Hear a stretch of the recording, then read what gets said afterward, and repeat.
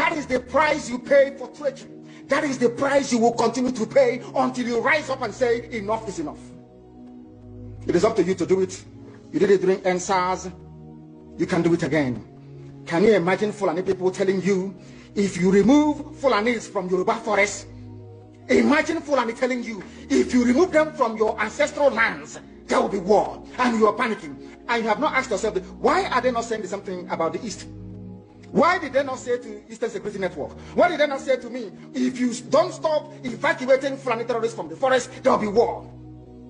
Because they know, they understand psychologically that you don't have what it takes to resist them. Your lives are being taken away from you. Your forests are being occupied. Your mothers are being raped. Your daughters are being abducted. And the whole national government, presidency, is supporting such people. And you're telling me that Nigeria is viably sustainable. Is that what you're telling me? That somehow this contraption is sustainable, it is viable. It can never be. Because the more you stay in one Nigeria, the more you are inviting the Fulanis to take over your ancestral lands, take over your villages, and to make life a misery for you. That is the end game. That is the outcome. If you doubt me, go and do a bit of research. Ask yourself, who are the Hausa people? Who are the Nupe people? Who are the Bachama people? All of these people were steamrolled by the Fulani march to the Atlantic Ocean. And now they're in Yoruba land. They're in their forests.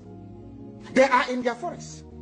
And who is going to drive them away from there? If not the Yoruba youths. Forget about your useless governors. Your elders are very strong. I love Yoruba elders. The way they behave, the way they talk. Very, very strong. They said they support Akeredolu. There's a governor from those states. They support him in what he's doing. People must come out to say that enough is enough. When you travel to the north, do you live in the forest in the north? The Igbo people in Sabongeri in Kanu, are they living of course it's Hausa land, are they living in the forest? They came to the town, they work very hard, they build houses, they build mansions, they develop the entire place. Is that not what they do? What are Fulani people doing in our forest? Nobody can answer that question. They say that they're pastoralists. World aspiring to be a member of the UN Security Council, where you move cattle from place to place. Are you people well at all? You so-called Nigerians, are you normal in the brain? I'm asking you a simple question. Show me a country that aspires to be in the 21st century, moving cattle from place to place. Tell me they're grazing. Which country is that? Please tell me. These are people that have prepared for you to sell you down the drain. By the time the Fulanis are done with you, believe you me, if you don't rise up now to fight for your freedom, by the time Fulanis are done with you, you'll be more useless than a Hausa peasant doing Babiala somewhere in Zaria. I went to America and I told World Igbo Congress that this war you are avoiding is going to come to your villages. They said, no, it's not going to happen. What is happening today? When Yoruba was supporting the dead idiot called Buhari, did I not warn them that this evil you're supporting will consume you? They never listened. They never wanted to listen. IPOB is a terrorist group. You're trying to divide Nigeria. But Mietiana is not. People that you are calling bandits, have you heard anybody come out to say, please Buhari, since presidency is there defending terrorists in the forest, why don't you proscribe them? No, you cannot proscribe a Fulani group. Never. Now, our people must understand this very clearly, especially my Yoruba brothers and sisters. It is about time you stop supporting evil. That evil is in Asarok. That evil is a gang of reprobates calling themselves presidency.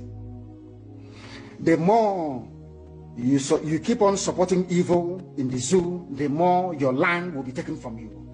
The more your daughters will be raped and abducted, the more your sons will be slaughtered in cold blood. And under one Nigeria, there is nothing you can do about it.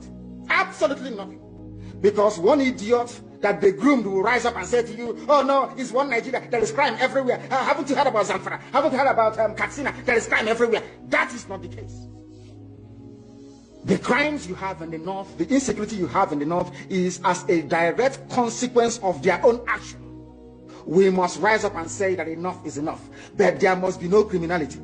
Once you allow criminality to come in, then you have failed woefully. Continue, I would like to commiserate with about 200 families in the past few months in Edo State that have had their mothers slaughtered in the farms, have their fathers and children slaughtered in the farms, and those who have suffered kidnapping, as happened recently in Nauchi, around the Igbira camp, not far from the military checkpoints, where 4 people were kidnapped from their own streets at Igbira camp in Nauchi. You can confirm this from the security forces, only very recently.